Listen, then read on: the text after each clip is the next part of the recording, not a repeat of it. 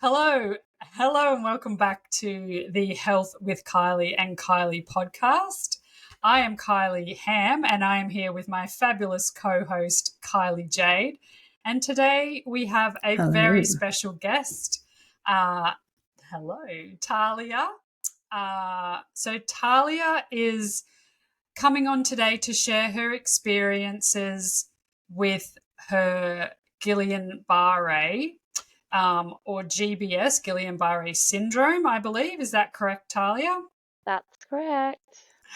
So let's just get right into it. And Tahlliah, can you just explain to our listeners who might have absolutely no idea or has never even heard of GBS, what it actually is? So Guillain-Barre or GBS is an autoimmune illness.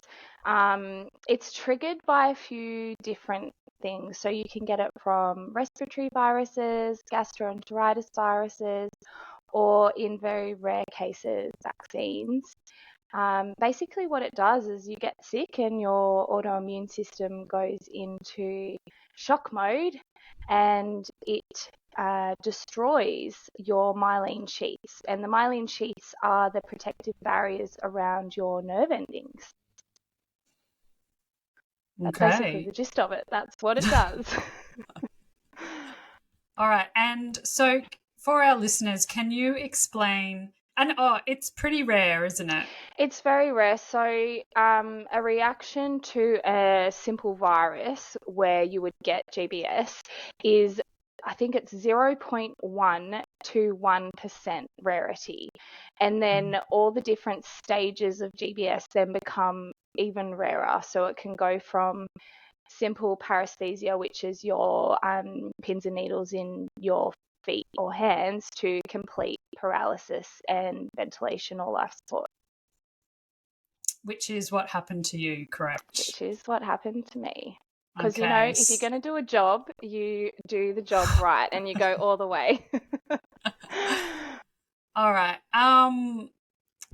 Maybe a little bit of background just about you, Tahlliah, like how old you are, like, your situation, what you do for work, family, things like that, just to give the viewers a bit of a background as well. So I've just turned 34. I am a registered nurse.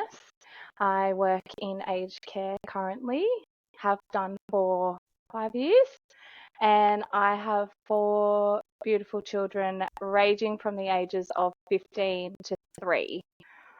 So I have teenagers and toddlers, so my life's pretty crazy. Yeah. Okay. So can you tell us what happened? It's just over a year ago now, isn't it? And I'm sure you remember the date. It was a year ago on the 9th of March that I walked myself into the emergency department in complete denial. Yeah. All right. So can you explain, like, leading up to that point, was there any signs or anything that you were unwell? So I'd been sick probably a week, maybe 2 weeks before. I'd had signs of some kind of respiratory virus. Working in health, you get exposed to a lot of health issues, obviously. And I just figured, I've got people at work that have got respiratory viruses. That's probably what I've got. I'm not feeling well.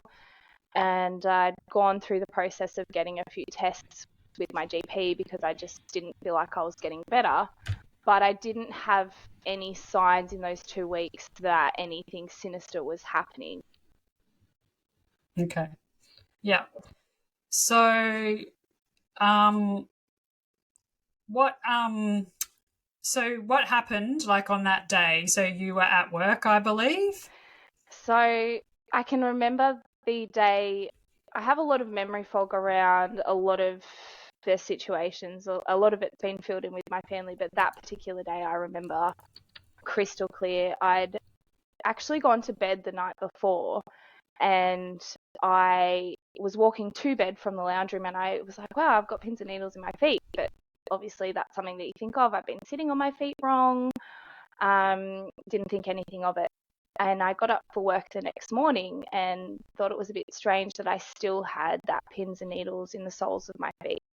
But being a nurse, I just went, you're okay, you're probably dehydrated or you've got lack of sleep or something going on. Because that respiratory virus had passed by then. I didn't feel unwell, but I knew I wasn't getting better. I knew that I probably was depleted in something. On my way to work, I noticed that I had the same feeling in the very tips of my fingers. And again, I just thought, electrolyte imbalance or lack of sleep. And it was probably during that day that I'd been back and forthing with my GP. This is what's happening, this is what's going on. I don't feel like I'm getting better, but I don't feel like I'm still unwell. And we were talking about different blood tests that I could get to see what was going on. And she just said, just watch it. It could be a number of things. We'll just watch it. I'll order some more blood tests for you today and let me know how you go tomorrow. Did my shift at work, and it was probably about lunchtime where I started to think that things probably weren't how they should be. I was walking up and down the wings at work and I was noticing that my knees were feeling weak and that my whole body was feeling lethargic and I was tripping on my feet. So, walking along and just doing your little stops because, your feet don't feel as strong as what they were. Continued on my day like it was nothing. I'd mentioned it to my doctor and she said again, it could be a few things, so let's just wait and see. You've got a lot going on in your life at the moment. It could be stress, it could be fatigue. Let's just wait and see. Don't panic. I then finished my shift and went to pick my kids up from daycare, and it was then and I noticed that I was struggling to lift them up into the car. So then it was my arms. My arms are then feeling lethargic and weak. And me being the stubborn person that I was like, it's fine. Don't worry about it. You'll be okay. If it hadn't been for my best friend who was visiting at the time, who was at my house and I got home, I probably just would have gone to bed and just slept it off and thought it was nothing. But within that hour that her and I were talking about our day and making dinner for the kids, that she was like, you can't move. You're not getting up off the lounge. Like, you're struggling every time. I really think you should go get this looked at. I was like, no, it's fine. I'm a nurse. I know what I'm talking about. I would know when I have to go see a doctor. It took another hour and a half of convincing and basically pulling me into the car that she drove me up to the emergency department. Yeah, wow. Okay. And what happened? So what happened from there? What happened when you walked into that emergency department? So what happened then? I live about, I'm going to say, 2 minutes from the emergency department. And by the time that I'd got from my house to the ED car park, I couldn't get myself out of the car. I felt I had enough strength to lift myself into a chair, but I felt if I would walk that I'd probably trip over or not be able to mobilize. And when I'm saying to someone, go and get me a wheelchair, it usually means something's wrong because I don't like medical intervention. I don't like admitting that I'm unwell. So that was my brain trigger to go, okay, if you're telling someone that you can't physically move yourself, there is definitely something going on. So I was triaged quite quickly. They said, don't go to fast track. So when the emergency department say don't go to fast track, you know that there's definitely something wrong. A few hours had passed actually, and I'm sitting there and I'm thinking either they're really full or there's nothing wrong with me. It was then that I got admitted, and I'd raised the alarm to the admissions officer and I said, I haven't been seen by a doctor. how can I be admitted if I haven't been seen by a doctor? And she said, oh, I don't know. I've just been told to admit you. So this was probably about three or 4 hours after I'd been sitting in the ED. By that stage, probably about half an hour after that, I was seen by a doctor who said, we're just going to run a whole heap of tests. You know, it could be a pinched nerve, it could be, like you said, electrolyte imbalance, it could be a virus reacting, it could be a number of things. We're just going to do blood tests, we'll do an MRI or a CT, whatever we can get you into first, and we'll see how you go. That was sort of when my brain went into, don't Google, because we always tell people don't Google your health symptoms, but I know something's wrong, so I'm going to talk about my symptoms. I'm going to just look at different symptoms and different health issues that could occur from these symptoms. I was still talking to my GP over the phone, and it was actually my sister who sent a message to our family group chat and said GBS. And the reason my family know about GBS is because my grandma had it in the 60s when she was about the same age as me. And we all know about it. There's something in our family that we've spoken about. And I was like, oh, Guillain-Barre, wow, that would be super rare if I had that. So I Googled the symptoms and I was like, oh yeah, I have that one, I have that one, I have that one, I have that one. No, it's not GBS, I'm fine. And in the back of my mind, I also had MS. And of course, you're thinking, I definitely don't want to have MS because I fit the category of that. And I don't really want to have Guillain-Barre, but I know that it's reversible. But I'm not going to think it's anything. It was still quite a few hours after that before I'd seen a doctor. I think it was about midnight, and a junior resident, maybe even an intern, I'm not sure, he was very junior, came in and he did a neurological test. By that time, I think I'd lost up to about my navel. So I was able to pivot transfer from a chair to a bed, but I had reduced feeling from my navel down. And that's when the pain started setting in. So any movement caused this intense, sharp electric pain. And observing his neurological assessment and watching my movements and thinking, okay, this is not okay. If I was doing this neuro assessment on someone, I'd be thinking there is definitely something else going on other than just a simple pinched nerve or general flu. That's when I started to get scared. And I actually had a really terrible experience, unfortunately, with that doctor, because he said, oh, we think it's GBS, but I don't know anything about it, so you'll have to wait till the morning. So you can imagine hours after these symptoms happening and then me seeing my symptoms worsen and him to say I don't know anything. I'm thinking I've still got another probably 8 hours until a senior doctor comes on. And if it is GBS, that's too late. That's too late to do anything. Can I just interrupt? Sorry. You're right. Can you just move your microphone closer to your mouth? Is that all right? Yeah. Perfect. Thank you. Kylie Jade can't. I can hear you. I can hear you really well, but Kylie Jade can't hear you so well. So, and is that better, Kylie Jade? Can you try just talk? Hello. Is it any better? No, not really. I don't know what's going on. I'll just try and lip read as much as I can. So sorry, Tahls, to interrupt. That where we're up to there. So did you suggest that it was GBS, or did the doctor suggest that it was GBS? So he suggested that that's what they'd been talking about between the doctors.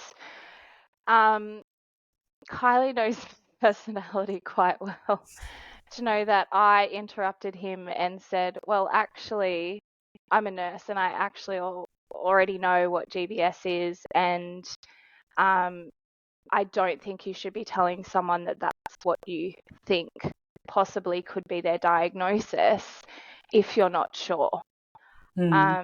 Because if that's the case, then I need the reversible treatment quite quickly. But he was insistent that I didn't need to worry because I wasn't showing extreme symptoms that they would see in someone who would have an extreme case, and that the tests would be run in the morning. Yeah, wow. So how are you feeling about that at that time? I went into panic mode because in my mind, I'm going through everything that they could be doing to assess it at that time. Like, we know that scans like CTs or MRIs are really only used on emergency basis at that time of night, but there were several other things that they could at least start the process of to rule out if it was Guillain-Barre or something else. But because of my pain, which by that stage was excruciating, and the fatigue that had set in, I didn't really have the energy to even fight anyone. I just thought, just go to sleep. Tomorrow will be a good day. We'll work it out. Family will be there. The senior doctors will be there. You'll be okay. And I was really lucky because a friend of mine who I studied with at uni was working in the ED on my side at the time. So I knew that it didn't matter what happened. I had someone there who was able to advocate for me if need be, which turned out in my favour because overnight I did start to deteriorate. So what happened after that? I have sort of like a memory block from those few hours, which is really strange that I can remember from the morning onwards, but during the night I don't have much of a memory of. But from what I was told is I was losing my oxygen saturation, so they were going from a normal range to a range that you would start thinking that there was something going on with your oxygenation. And the respiration rate and just my ability to be able to take in those breaths myself. So she'd actually advocated to the doctor in charge overnight to move me over to the acute beds to have more of a, like it's right near the doctor's station, so someone's able to visualize you at all times. When I, excuse me, when I woke up in the morning, that's when I sort of knew that things had progressed even further, because I'd mentioned to one of the doctors, I said, I don't feel like I need to wee, but I can't remember the last time that I went. And the nurses were like, what do you mean? And I said, well, the last time I went to the toilet was when I was in, like, before I even came in here, I was still in the waiting room. And when they sort of started calculating back those hours, you know, you're going into that 8, 9, 10 hour period where you haven't gone to the toilet, but I'm on IV fluids and I'm consuming oral fluids. So again, they did a neuro test, and I was completely, by that stage, I was completely numb from the navel down. Like, I couldn't lift my legs. I couldn't ambulate on my own. And as a nurse, you go into panic mode thinking, I haven't gone. Is my bladder going to explode? Like, am I going to wet myself? What's going on? Like, have I gone and I just didn't know? And that then triggered the senior doctors to think maybe we need to start these investigations a little bit earlier than what we had planned. Yeah. So then what happened? So they started the tests. So they started the tests. So obviously I had a huge amount in my bladder. So that was a fun experience. As a young woman who has had no other interventions like that other than childbirth. And they were deciding whether they were going to continue the tests in ED or admit me to a ward and have those tests completed. I don't really know the time frame, but I know that by that stage my family was there, and I'm really, really lucky that my dad is a nurse, so he was there I sort of relaxed when he came in. I thought someone else is there to advocate for me. He knows what's going on. I can just sort of focus on whatever I have to focus on, which I didn't know what that was at that point in time. So I had a multitude of scans that felt like that went on for hours and hours, and got admitted to a ward. And I feel like that time period was then the next day in the evening. So we're talking 24 hours. By that stage, I'd had weakness in my hands and arms. And they said, well, the only way to really determine if you have GBS is by doing a lumbar puncture. So they do a spinal fluid test, which will come up positive or negative. And I'm not really sure of the details of that test, but basically it says positive, and that means you have GBS, or negative. My scans at that stage showed that I had mild demyelination, so damage of the myelin sheaths. So it was undetermined, and they had been in contact with the neurology team at John Hunter, who had said, well, unless she has a positive cerebral spinal fluid from her lumbar puncture, we can't really determine the process to go from here. However, if she's showing signs that she's deteriorating, start the treatment, which is called IVIG, which is your intravenous immunoglobulins, which comes from the plasma in your blood. I'm not really sure why, but that treatment didn't commence straight away. I know there was lots of issues in getting access to it. It's a very hard sort out treatment. Plasma's not in high amounts in any donation pool, and they do have to source them from other hospitals when you're in regional areas. So unfortunately, that then delayed my treatment it wasn't a further 24 hours, but when you're talking GBS, you need to start the treatment within that 24-hour period, or that's when you start to see issues happen.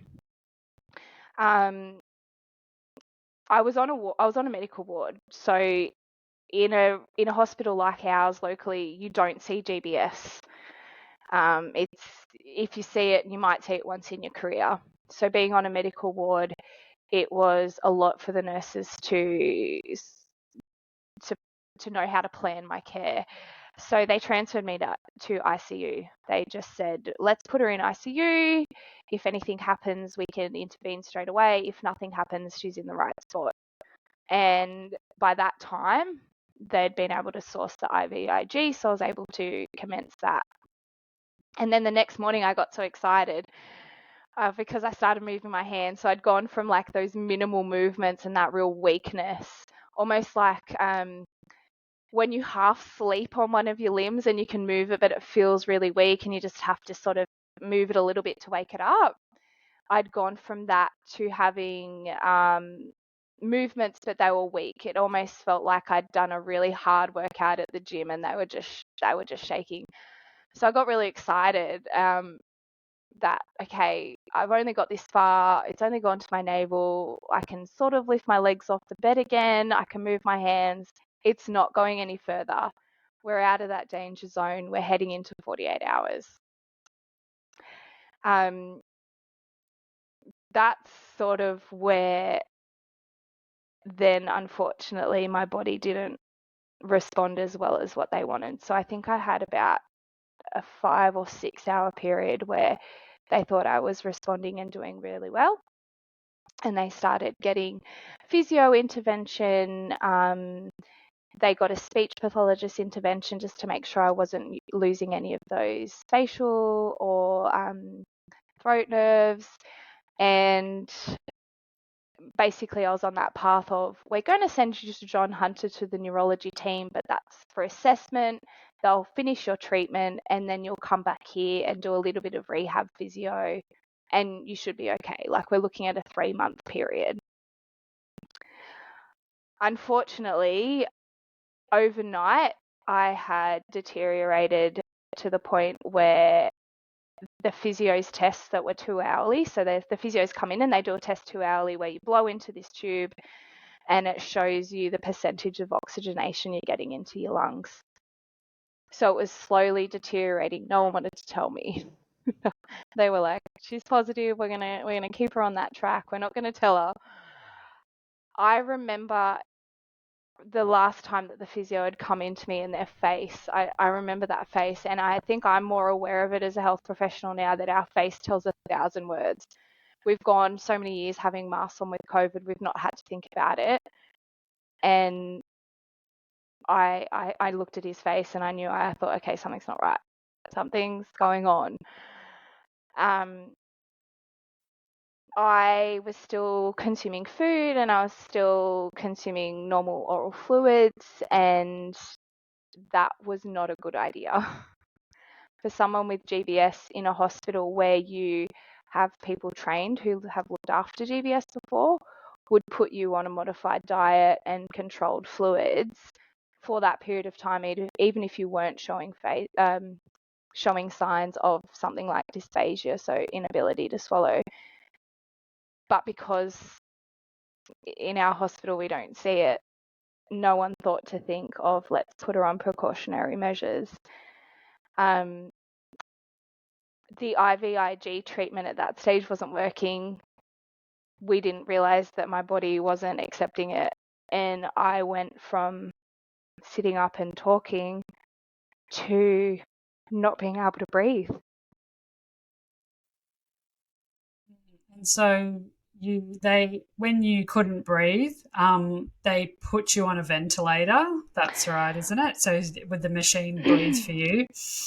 Yeah, weirdly enough, I think because I wasn't pre-sedated, I can actually remember the conversation with the intensivist.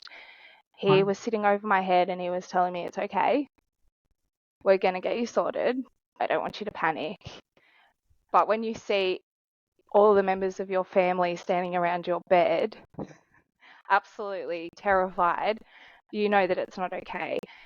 And at that point, I still thought I'd only lost from my navel down. So I couldn't really move my legs. I could lift them the slightest bit off. And my hands and arm, I thought were improving. So for my mind, as this is all happening, where I can see the monitor to my side going, okay, your oxygen saturations don't look good, your respiration rate doesn't look good. But I'm thinking, how has it got to my diaphragm if I can still feel the top half and I can still feel my face? So I was put on a ventilator, or in common terms, life support. So I was completely sedated and put on a ventilator. And at this stage, were you transferred to another hospital? So at that point, I was actually waiting on transfer to John Hunter, because anyone who has any neurological problems are already transferred to a specialist for input into their care. I was intubated and was told by John Hunter team not to put a tracheostomy in, so the tube that goes through your throat, we'll say airway, just because it makes transfer harder. In true Tahlliah style, there was the cyclone that was sitting up north, so helicopter transfer was not possible, which is usually your go-to. You're in and out in an hour. So they had to wait for approval for air ambulance transfer via plane, which from memory I think was about 24 hours later that I was able to be transferred to John Hunter Hospital. Yeah. Yeah, wow. Okay. And then how long were you intubated for? How long couldn't you breathe on your own for?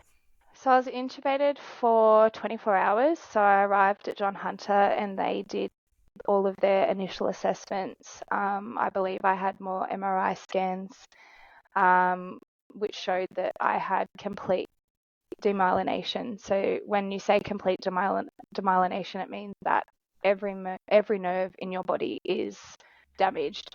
So you think of someone who is a quadriplegic, they can't move from their C2, C3 down.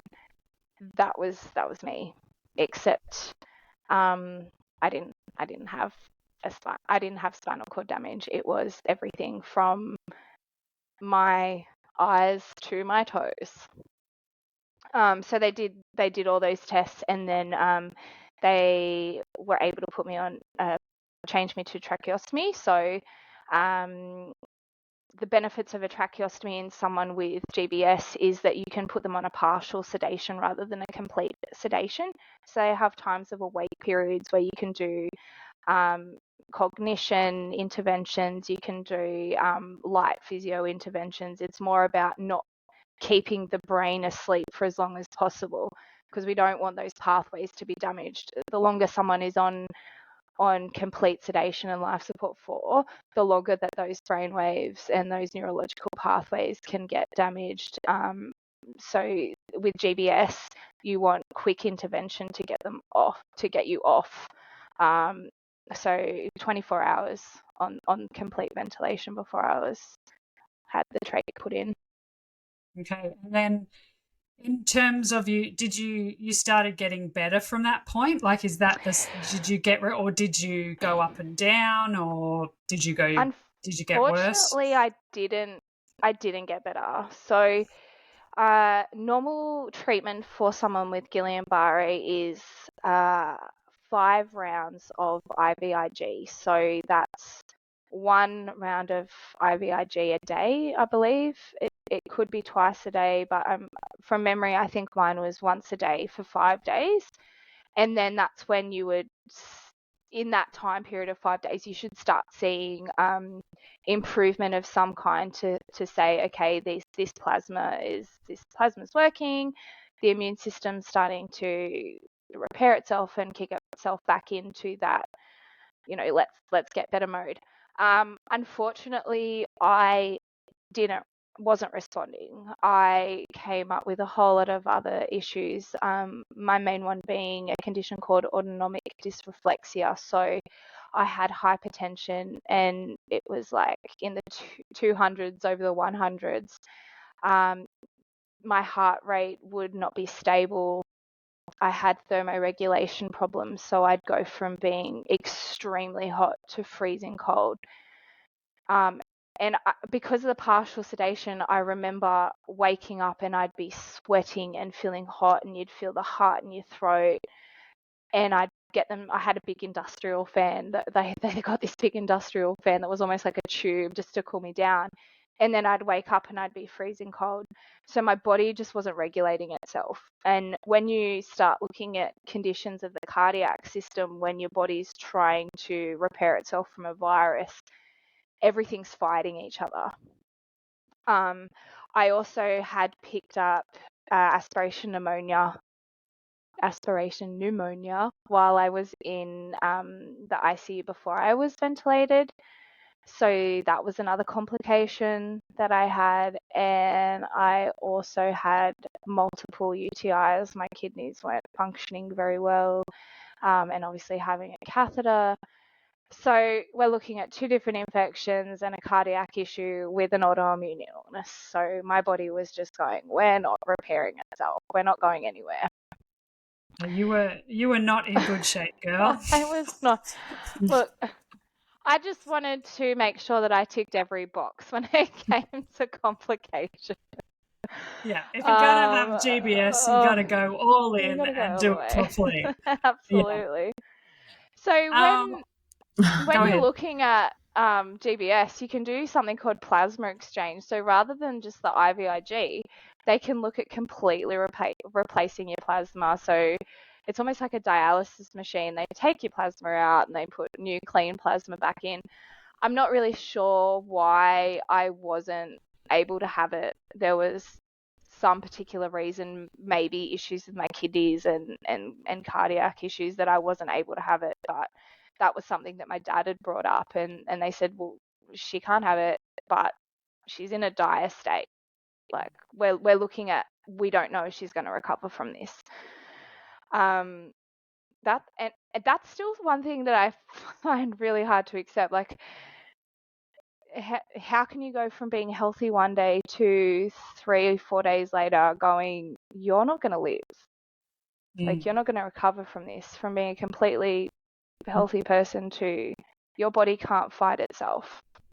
Yeah, and look, like just to give some perspective, like you weren't unhealthy before, right? Like I wasn't unhealthy. you ate fairly well. You were very active. So you were not unhealthy. So it is very, very scary. Like, we can't take our health for granted in any way, shape, or form. That, things like this can happen. So, and look, you're an absolute testament. Like, if anyone is watching or seeing Tahlliah physically, from what she's explaining to what she is now, is just like amazing. And we'll get to like your recovery process and how hard you had to work to pretty much learn how to move all of your muscles and your body again. And it was very touch and go. Like, I know, your family thought at times that they were going to lose you. That's correct, isn't it? Yeah, look, my parents, like my whole family put their life on hold that whole year, but I know that time was that, do we need to get her kids down here? Like, what are the next stages?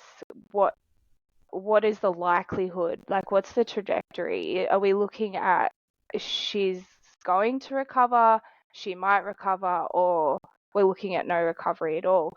Which at that point, from what my family have told me, is they thought that they were going to lose me. Thank goodness I don't remember that time period, but I think that's something that I know for them is still hard. On the 9th of March this year, my dad actually called it my birthday because he said it was when you were reborn. So that's an indication to say that's how touch and go. That's how they were thinking, that the doctors had basically said you need to prepare yourself in case she doesn't recover from this. And when you look at the statistics of GBS, death rate is less than 0.1%. Like, we live in modern medicine. It doesn't happen. But I'm really lucky I had an amazing medical team, and my intensivist and my neurologist said, let's take a whim. Let's do another 5 rounds of IVIG and let's see if she responds. And I did. That's awesome. So let's talk about your road to recovery then. So talk about like some of the things that you have had to do to get back to where you are today. Yeah, so I spent 9 weeks on the tracheostomy in bed. And during that time, I was doing physio. So physio, when you're in an intensive care bed or a ward bed, that's when it starts. So they have machinery that will move your limbs for you. So it's like being on an exercise bike, but it's mechanical. So it starts that process, and it was painful. Like, I remember trying to, like, I couldn't talk and I couldn't move my face to show my emotions, but I remember thinking, how can I fake a sickie so I can get out of doing this today, because I don't feel like it, because it was tiring. When it got to that 9-week period, that's when they're like, you need to start sitting up. That's the first point of my recovery, is learning to sit up in the bed. That was probably the most excruciating pain of my life. And I've been through childbirth with no pain relief. So let me tell you that pain was a million times worse, because, your nerves are exposed. So any movement that you make is going to cause pain. And I had some down days. I had some real down days where I didn't want to talk to anybody and I didn't want to move. I didn't want to get out of bed. I cried. I thought, this is my life. This is how I'm going to be, and I'm going to accept it. So just let me be.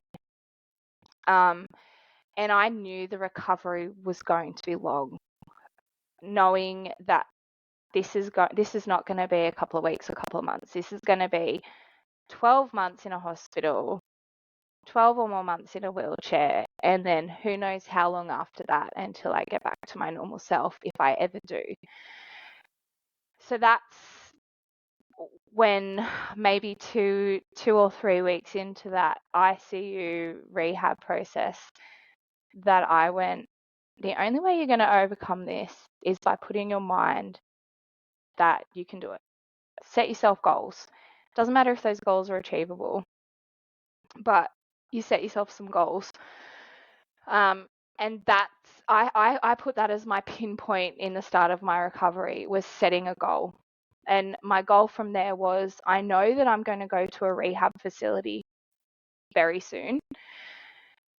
So let's put that mindset in. I want 8 weeks. I want 8 weeks in a rehab facility, and then I'm going home.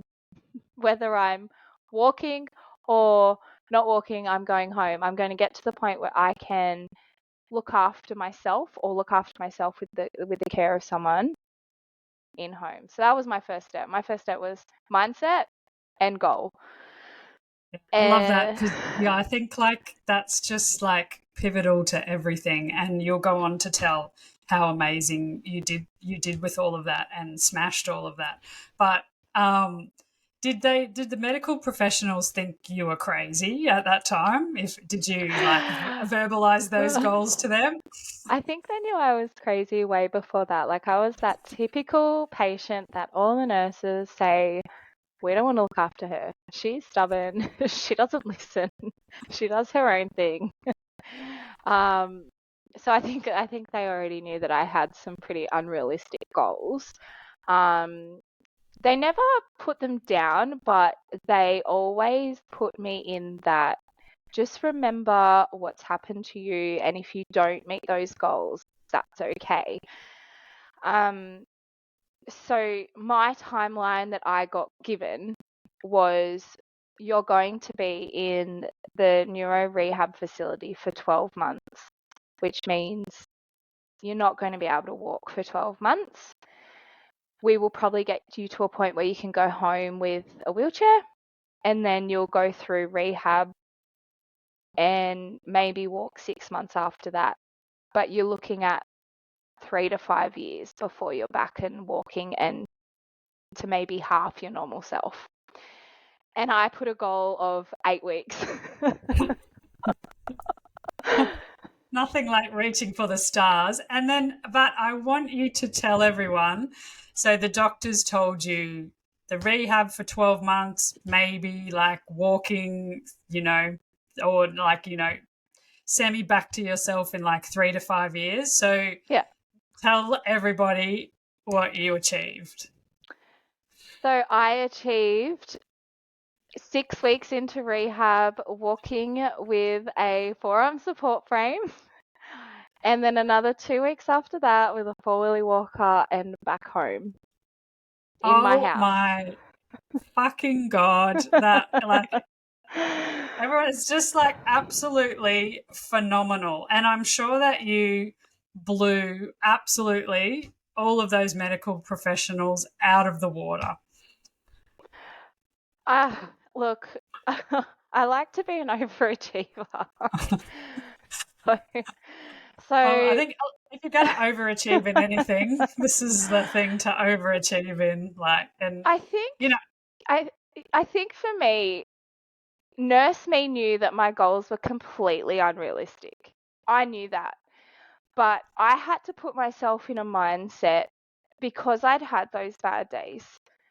And on my last bad day that I had, where I refused to let anyone come into my room, I didn't want to talk to anyone. I spent the whole day sleeping and crying. That day, after that, I said, that's it. You've done it. You've had your cry. You've had your feeling sorry for yourself, which is okay. Everyone's allowed to feel like that. Of course I'm allowed to feel like that. My whole life has changed. Certainly you at that time. Of course. But that was the day where I said, if you set yourself a goal that's unrealistic, you've still, no matter how long it takes after that, you've still achieved the goal that wasn't what someone else has told you had to set. And that was my thing. It doesn't matter what the doctors say, as long as I set those goals. And I remember my best friend lives in Newcastle, so she was there every day. And I remember telling her the day that I was getting transferred to rehab, and I said, 8 weeks, babe, that's it. 8 weeks, we're out of here. And I'd worked it out because I'd already missed 2 of my kids' birthdays. Like I'd missed one birthday, I'd missed Easter, and then I'd missed another birthday. So I'd worked out the time period to my next child's birthday. So I was like, okay, I'm going to be home by then. And she's very honest. She just looked at me and she was like, if that's what you think, but don't be sad if you don't make it. And I said, I'm not going to be sad if I don't make it because the doctors are telling me 12 months. So even if I get to 12 weeks or 6 months, I know I've achieved a goal. And if I got to that 6-week period, I can reset that goal. But I was like, 8 weeks, that's it, I'm out. I don't want to be in this hospital anymore or any hospital. I want to be home. Like that is just like so key about, you know, in terms of goal setting, but your mindset and can you speak to how fucking hard you had to work, Tahls? I knew I had to work hard, but setting myself that goal, I knew it was like fucking ridiculous is how hard I had to work. So if I put it in perspective, when you go to a neuro rehab facility, it's set out like a hospital. But the difference is it's intense physiotherapy, occupational therapy, as well as your medical care. So the setup was Monday to Friday. The physios were there from 8 a.m. till I think it was 3 p.m. And then you had your OT in between there, and then the weekends were free time, like you're in prison and you get free time. I From the first day I was allowed to go to physio, and I'm actually just remembering back. I think the first day I was offered to go to physio, I was still in a sling hoist when I got to rehab, and that thing, I kid you not. As a nurse, we know we always prepare our patients. We say it's uncomfortable, but let me tell you, when you are a patient, it is the most horrible thing I have ever experienced in my life. It's just you have no dignity. You're thrown up in the air. It's uncomfortable. I still had phenomenal pain at that time. Like my pain was still there. I still had a catheter. So I'm like, I think it was the first day or two, I was like, I am not doing this physio. Like I know I've set this goal, but girl, maybe you're not made for this.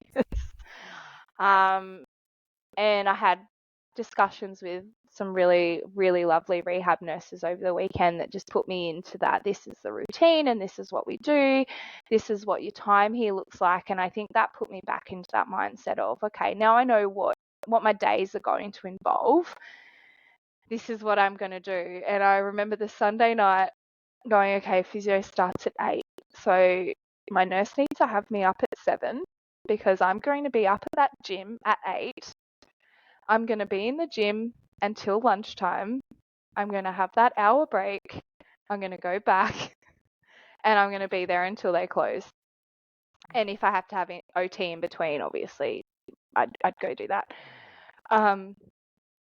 I'd forgotten about the chronic fatigue that you get with GBS and that you're supposed to rest as well. But be sure as shit I was there every day for all those sessions, whether it had been physio-directed or self-directed.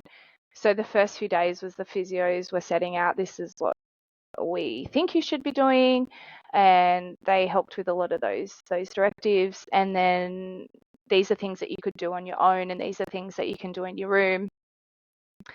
So I got that plan, and then I'd have my OT sessions, which were really focused on my hands. Because at this point, I couldn't do anything. Like I'm still in a lifter. I could feed myself very minimally, but other than that, I couldn't do anything.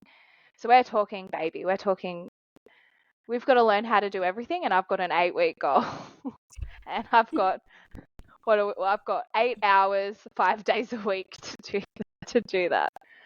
So I let myself settle in for those few days, and that was it. I was the first one in that gym at 8 a.m. in the morning, and I would be last one to leave at 3 p.m. In that hour, I would sleep because I would be so exhausted.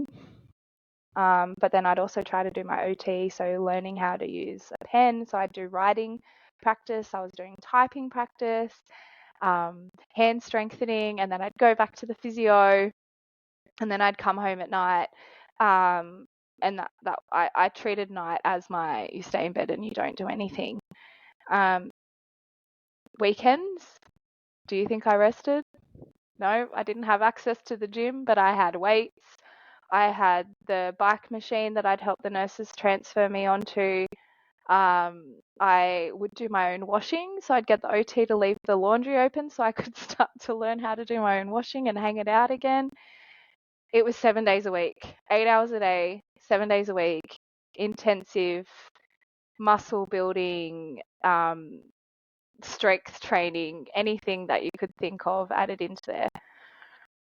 And we're talking someone who had lost, I think I ended up losing, I lost something like 30 kilos or 20 kilos and 95% of muscle. So I had pretty much complete body muscle loss as well.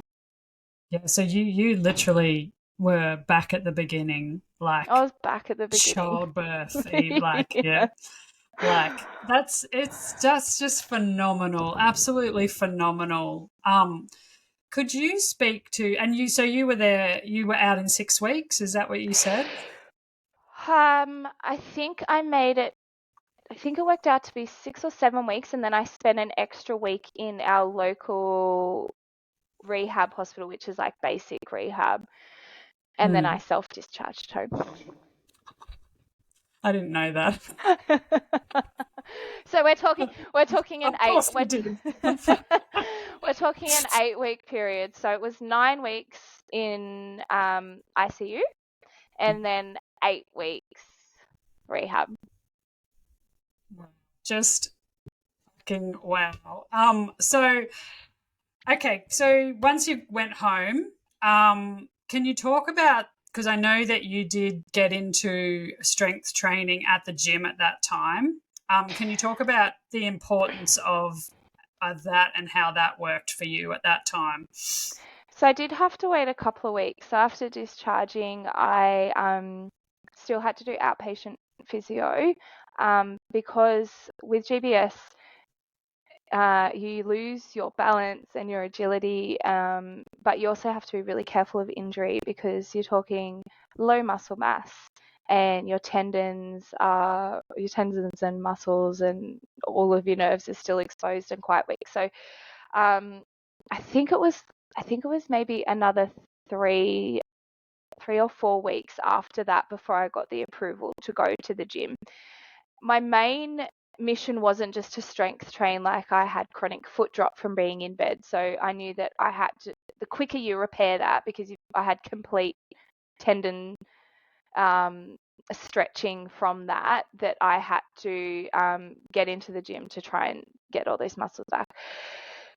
So fast forward those few weeks and I got approval. I was so excited because I'd been doing all of my minimal strength training at home. And when you're at home, 5 days a week, the kids were at daycare because I didn't have the ability still to care for them by myself. My mum was living with me. And he'd already been in hospital, isolated from everyone. So I'm like, get me to the gym. I was so excited the first day I got to walk into the gym. And I think it was about a day or two after I'd got my license back. So I'm like full independence. So I went to the gym and I got an initial assessment by a PT just to have a look at what they thought I should do, and then I'd implemented what the physio said was appropriate strength training, which was I knew it was going to be even harder than what I'd just been through. The pain was still there, and I'm virtually going in with no muscle mass. So you're going in being able to walk, but you don't have any muscle. So it's like you're a 10-year-old boy walking into the gym for the first time trying to get buff for footy season. So my regime was an hour a day, 5 days a week. So I use the weekends as my rest and recovery days. and it was complete strength training. And it was head to toe. So I'd start at the top and I'd go through my arms, or like everything, your neck, your arms. Then you'd go through my abs, and then right down to your very tip of your toe. So it was a full body workout for an hour, 5 days a week, and then sometimes 2 hours if I could manage that fatigue. So that happened for probably about 2 or 3 weeks, and then I got into twice a day, so morning and afternoon for an hour, 5 days a week, which was tough, because I was always fit, but I was never someone that would go to the gym, so I'm completely walking in blind, and having to learn how to do everything. I still don't even think I know what I'm doing, to be honest. I just do what feels right.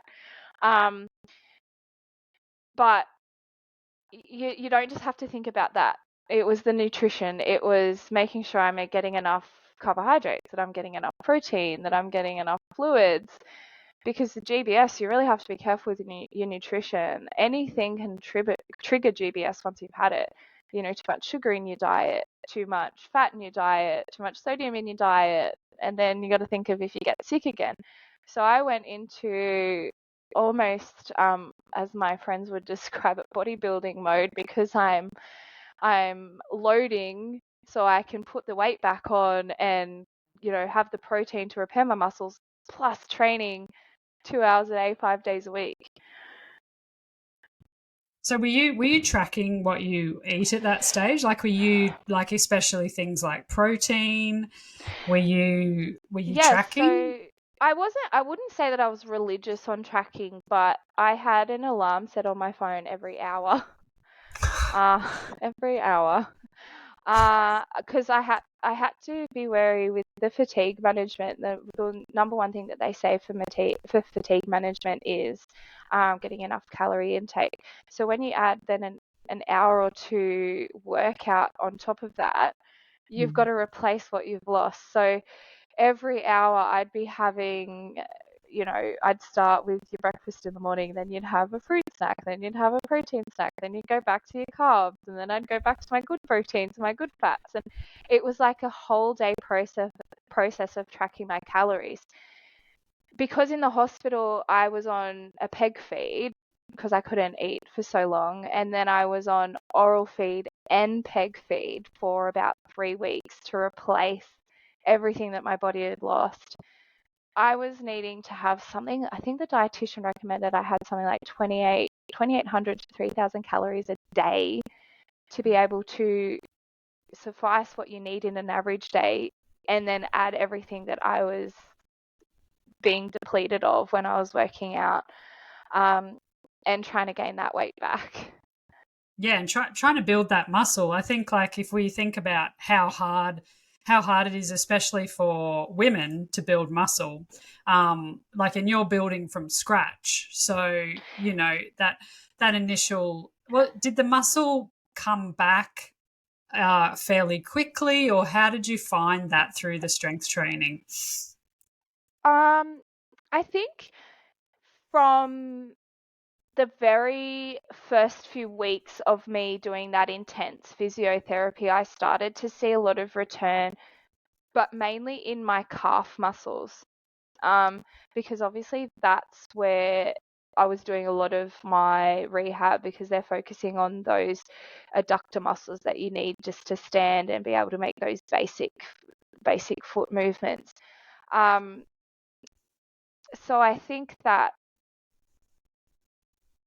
I saw that return, but I knew everything else was going to take longer. Your longer and your bigger muscles take not only longer to repair, but return to any state if you don't have any.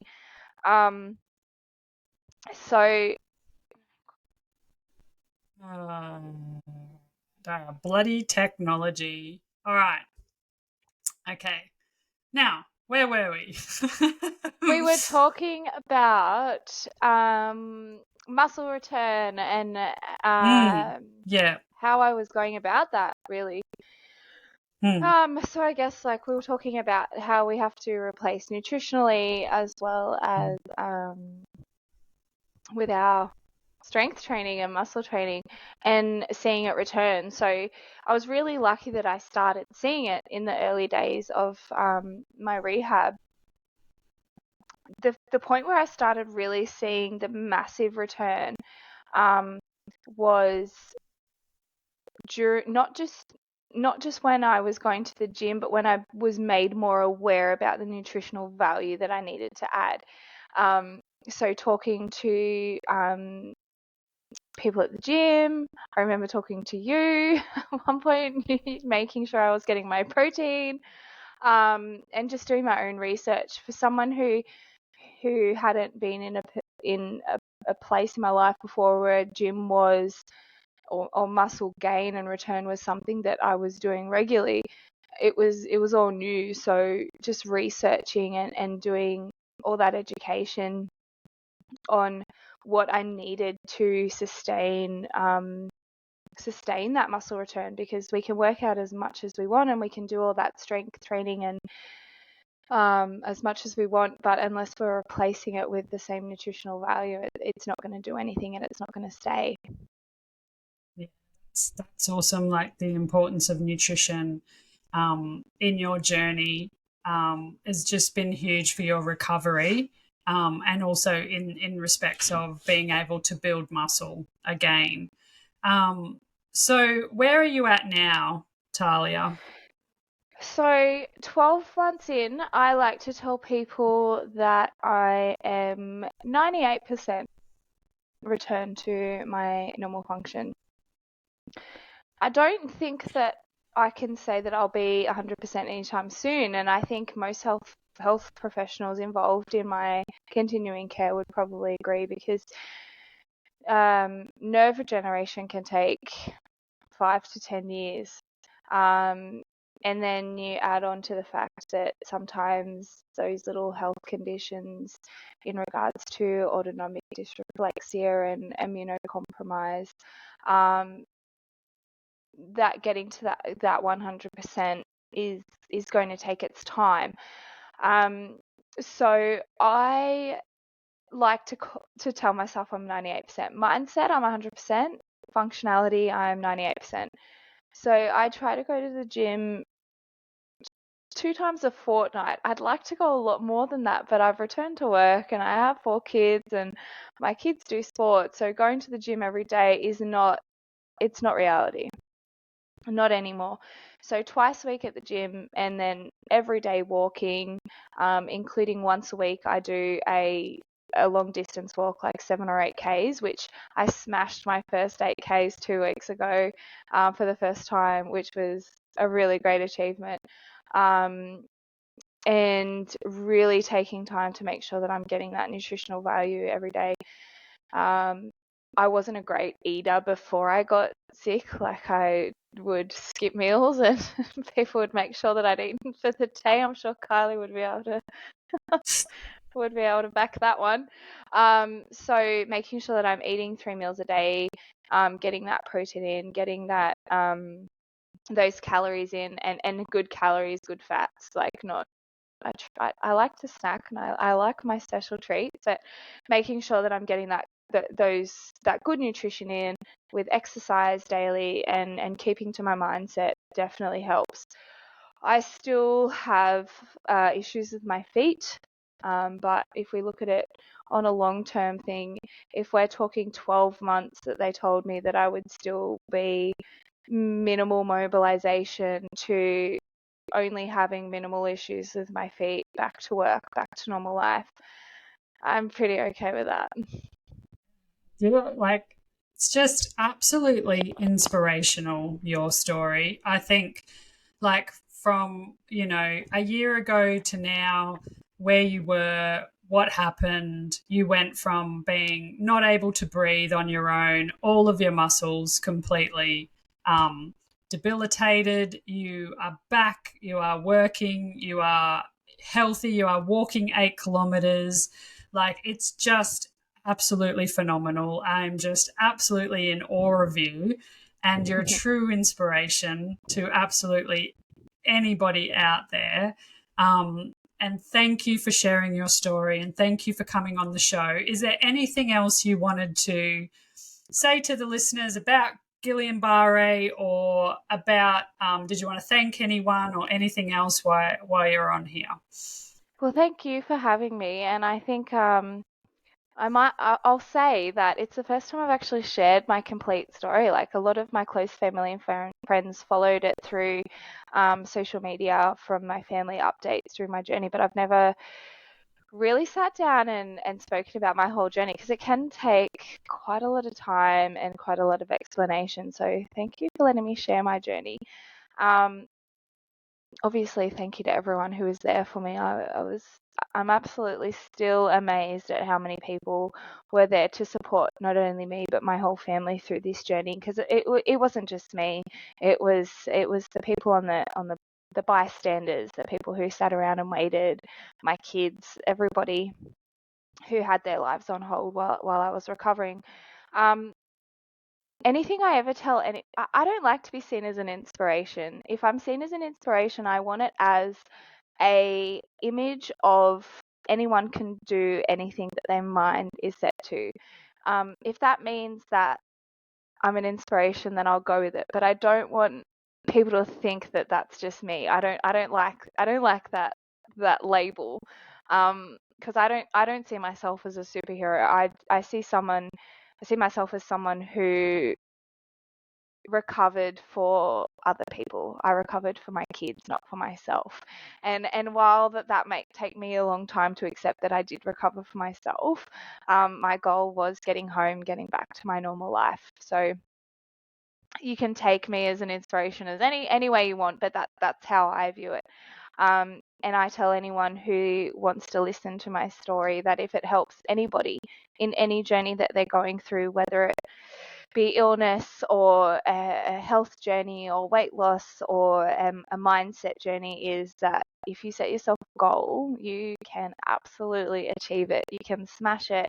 And it doesn't matter if you don't achieve it in the time period that you want to achieve it. It's more about putting your focus in that direction and just achieving those little steps, each time as you go along, and ticking them off. Don't look at your end goal. Look at your daily goals or your weekly goals. And now that I'm at that 12-month period, and that I know that I'm at the point where I wanted to get to, I still struggle with pain, and I still struggle with neuropathy and fatigue. Fatigue is my biggest challenge, but my end goal is to make more awareness of GBS. That unfortunately has the statistics have risen in the last couple of years, especially in females aged between 25 and 40. People can go and look into the studies as to why that's occurred, and they don't really know as to why that's occurred yet. But unfortunately, that has happened. So we really want to try and get the GBS Foundation of Australia started back up. It's huge in the US. The numbers in the US have always been quite high for whatever reason that may be. So their foundation is very active, but unfortunately in Australia, our foundation and our support is not as active as we'd like it to be. In any means, there's another disease that goes with GBS called C. diff, which is very similar, but it's a lifelong disease. So they don't see it as the extent that GBS can get to. But they live with it lifelong, so you can look at minimal paralysis, but over a lifelong period. And if he's listening, I know Michael Klim, our amazing Australian Olympic swimmer, has C. diff and is doing an amazing recovery. He's part of the Lifeblood campaign to try and get more blood donations and plasma donations across Australia to help with it. But if you're listening, Michael, there's a few of us that would really like to get in touch with you to help us get the GBS and C. diff Foundation of Australia up and running again, so that we've got support for those who are suffering, recovering, and their family as well. Yeah, that's perfect. So if people do want to help, or, so the best thing they can do is go and donate some blood and some plasma. Is that correct? If anyone can donate blood or plasma, but we always say blood, but plasma in particular is for the GBS and C. diff diseases. If you can donate, that would take 5 minutes of your life, and you can help someone like me go into the recovery. The minute that I'm allowed to donate plasma again, I will be a very regular donator.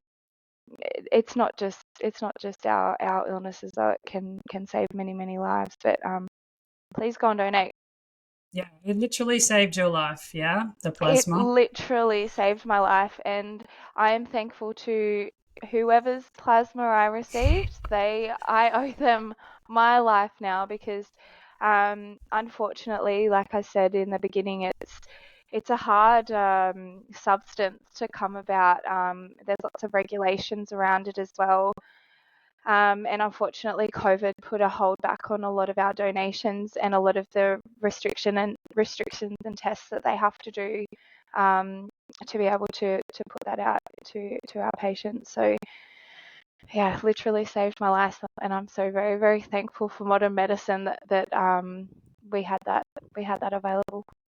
Yeah, absolutely. Well, thank you so much for coming on, and I cannot thank you enough. And I know you don't want to be an inspiration, but I'm definitely in awe of you, and I think that a lot of people can. You've spoken about a lot of lessons and a lot of really, really good points about setting goals and those small steps that count, and not being hard on yourself if you can't achieve those things. But your story is phenomenal. Thank you for coming on. Thank you for having me. Anytime at all. And thank you everyone for listening. We really appreciate you. Please share this, like and share with people who you may think would benefit from listening to Tahlliah. And please stay tuned for next week, when Kylie and myself will be back with another episode. So thank you and goodbye. Thank you, Tahlliah. Thank you, Kylie. See everyone. Bye. Bye.